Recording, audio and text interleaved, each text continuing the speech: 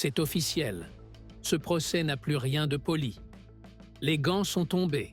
Et ce qui vole maintenant, ce sont des uppercuts qu'on n'a jamais vus venir. Ce qui n'était qu'un récit glaçant au départ a explosé en une affaire bien plus vaste que tout ce que les blogs à potins avaient osé imaginer. Oubliez les rumeurs habituelles de stars. Là, on parle de tribunaux fédéraux bourdonnant d'audios inédits, de murmures qui prennent vie, et d'une vague d'anciennes vidéos qui traînent de gros bonnets d'Hollywood en plein bourbier.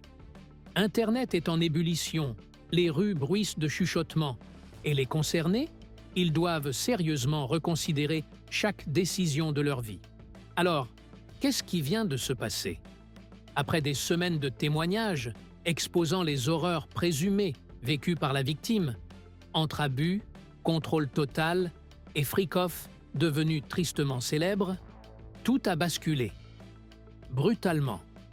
Des sources proches du dossier et des fuites en ligne affirment que le tribunal est désormais focalisé sur des enregistrements audio. Mais pas des conversations banales. On parle d'extraits crus, explicites, qui mettraient en scène non seulement l'accusé, mais aussi deux autres figures très connues. Pas une rumeur Twitter vouée à disparaître. Non.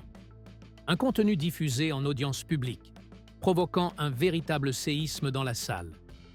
Tout a commencé avec cette vidéo d'hôtel, muette, sans audio. On pensait que c'était la seule preuve visuelle. Mais selon des insiders, l'audio complet a été diffusé à huis clos. Et le silence qui a suivi? Total, glacial. Aucun téléphone, aucun journaliste autorisé à enregistrer. Une salle figée, comme si le temps s'était arrêté.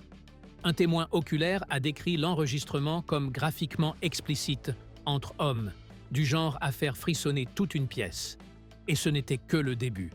Car juste après cette diffusion, une nouvelle liste de témoins est tombée. Et ce ne sont pas des anonymes en quête de buzz.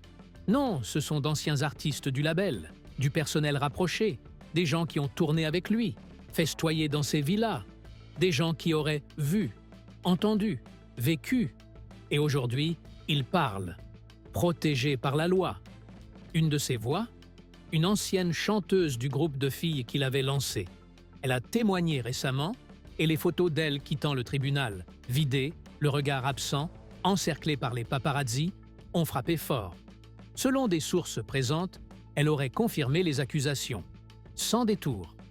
Elle aurait même raconté une scène où elle l'a vu frapper une victime, parce que son repas n'était pas prêt à temps.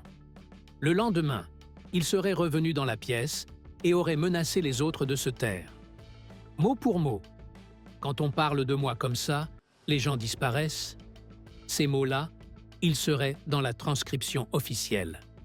Et si ça ne suffisait pas à faire tomber toutes les mâchoires de la salle, attendez la suite. Parce qu'à ce moment précis, entre en scène un autre visage familier, sa propre fille. Son apparition à la sortie du tribunal a glacé le public. Plus aucune arrogance, plus aucune trace de célébrité. Juste un visage pâle, vide, totalement figé. Même les paparazzis les plus agressifs ont baissé leurs caméras. Pas une question criée, pas un mot échangé. Selon les personnes présentes, cette réaction silencieuse a eu lieu immédiatement après la diffusion de l'audio. Ce qui en dit long, très long. Et ce qu'il faut comprendre ici, c'est que l'affaire ne concerne plus seulement un homme. Ce n'est plus juste une histoire d'abus. Ce qui est en train de s'effondrer, c'est un héritage familial, une image publique méticuleusement construite depuis des décennies et potentiellement tout un réseau de puissants. Un nom en particulier a fait basculer le scandale dans une autre dimension. Un acteur mondialement célèbre, dont la réputation avait déjà été secouée par une gifle virale il y a quelques années. Mais là, on parle d'autre chose. Son nom aurait été lié directement à l'enregistrement. Et dès que ça s'est su, Internet a explosé, littéralement. Vieux extraits, interviews gênantes, podcasts oubliés. Tout est ressorti. Un passage, notamment, où une humoriste évoque d'un ton détaché le fait que ces deux célébrités partageaient plus que des dîners. Une phrase lancée à la légère que tout le monde avait ignorée, jusqu'à maintenant. Cette fois, elle est devenue virale, et le feu s'est propagé. des mèmes, des théories, des analyses d'interviews où les regards deviennent soudain suspects. Et puis, le focus se déplace sur son propre fils. Des vidéos tendres, des gestes affectueux qui, à l'époque, semblaient juste excentriques. Mais aujourd'hui, visionnées sous un nouvel angle, elles dérangent. Le malaise monte. Le ton des commentaires change. De amusant, on passe à inquiétant. Et c'est là qu'un autre personnage entre dans l'arène. Un ancien assistant personnel. Un homme qui aurait tout vu, tout entendu. Et il ne fait pas que parler. Il accuse, en détail, graphiquement.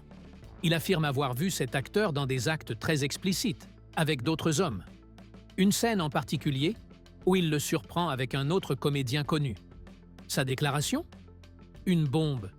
Et là, c'est comme si Internet s'était transformé en cellule d'enquête criminelle. Les internautes ne cherchent plus de contenu à commenter. Ils mènent leur propre investigation. Chaque photo, chaque vidéo, chaque accolade entre l'acteur et la star de la musique. Tout est disséqué. Chaque sourire, chaque geste, chaque soirée passée ensemble devient une pièce à conviction. Puis arrive le moment où l'acteur décide de nier. Sec, sans détour. « J'étais nulle part près de cet homme.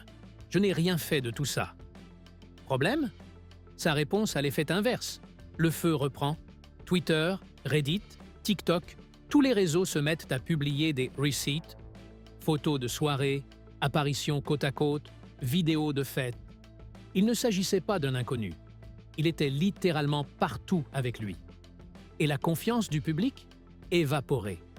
Mais pendant que l'acteur essaie de reprendre le contrôle de l'histoire, une autre figure du hip-hop se retrouve violemment projetée sous les projecteurs. Un rappeur qui, lui, panique en direct.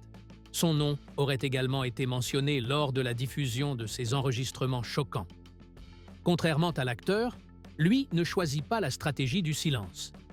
Il explose sur les réseaux. Son fil Twitter devient un enchaînement frénétique de tweets défensifs. Et plus il parle, plus les gens doutent. Il faut dire que ce rappeur traîne depuis longtemps une image ambiguë. Les fans le surnommaient déjà, en plaisantant, des noms comme l'assistant de, Pupette de, et d'autres surnoms bien plus sombres. Mais aujourd'hui, ces blagues d'hier sont devenues des indices. Internet ressort tout, les clips de lui dans des fêtes étranges, ses réactions mal à l'aise, les moqueries entendues en fond, les vidéos où il semble perdre ses moyens, et surtout, la fameuse vidéo où son mentor organise une fête pour lui, remplie d'hommes torse nus au bord d'une piscine. À un moment, devant les caméras, il lui dit « Fier de toi, je t'aime, je suis heureux, Daddy. » Oui, Daddy. Ce mot-là est devenu un mème instantané.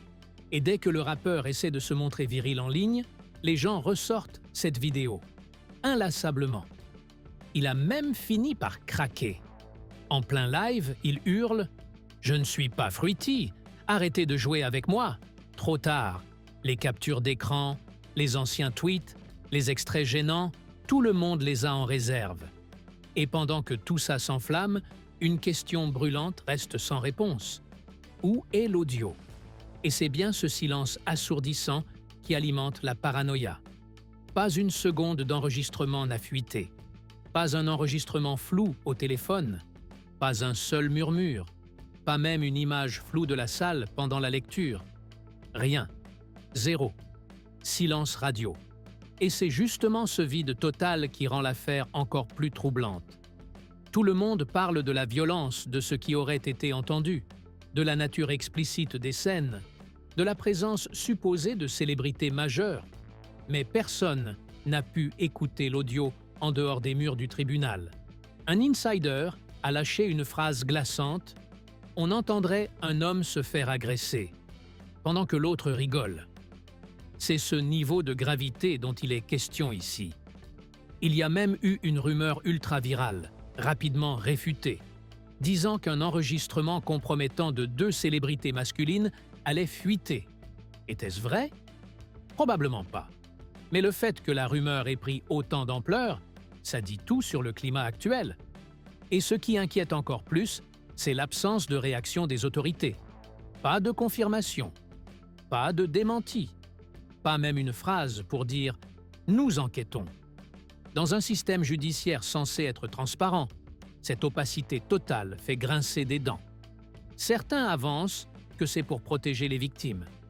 D'autres disent que c'est parce que les noms impliqués sont trop puissants.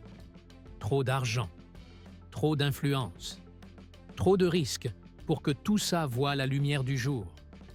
Parce que si cet audio sort un jour, ce ne serait pas juste des carrières ruinées, ce seraient des vies détruites, des procès en cascade, et peut-être même d'autres noms qu'on n'a même pas encore entendus. Et là, le public commence à se poser la vraie question. Qui protège tout ça? Parce qu'il faut être honnête. Ce procès, ce n'est plus juste l'affaire d'une star et de son passé trouble. Ce qu'on est en train de découvrir, c'est peut-être un système. Un réseau bien huilé, opérant depuis des années dans l'ombre du glamour, sous les projecteurs, mais jamais exposé.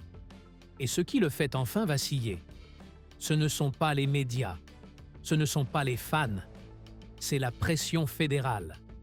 Et le fait que, pour la première fois, certaines victimes se sentent en sécurité pour parler. Ce qu'on observe en direct, c'est la chute publique d'un homme qui semblait intouchable. Pas juste un artiste, un symbole. Quelqu'un qui était tissé dans le tissu de la culture. Hip-hop, télé, mode, politique. Il incarnait l'image du « bad boy » pour la vie. Les fêtes extravagantes, les campagnes de vote, les dîners avec des milliardaires. Mais aujourd'hui, tout ce vernis soigneusement construit se craquelle. Et ce qui émerge dessous, c'est sombre. Les gens regardent en arrière et disent « Comment on n'a pas vu les signaux ?» Parce qu'ils étaient là, dans les interviews bizarres, dans les artistes brisés qui quittaient son label, dans les témoignages ignorés de chanteuses oubliées. Et aujourd'hui, la justice commence à écouter. Et pendant que les témoignages se renforcent, les dégâts collatéraux se multiplient, l'acteur déjà fragilisé par ses dérapages passés, son image vacille encore plus. Ceux qui l'avaient défendu commencent à douter. Parce que si l'audio est réel et qu'il est dedans, c'est fini.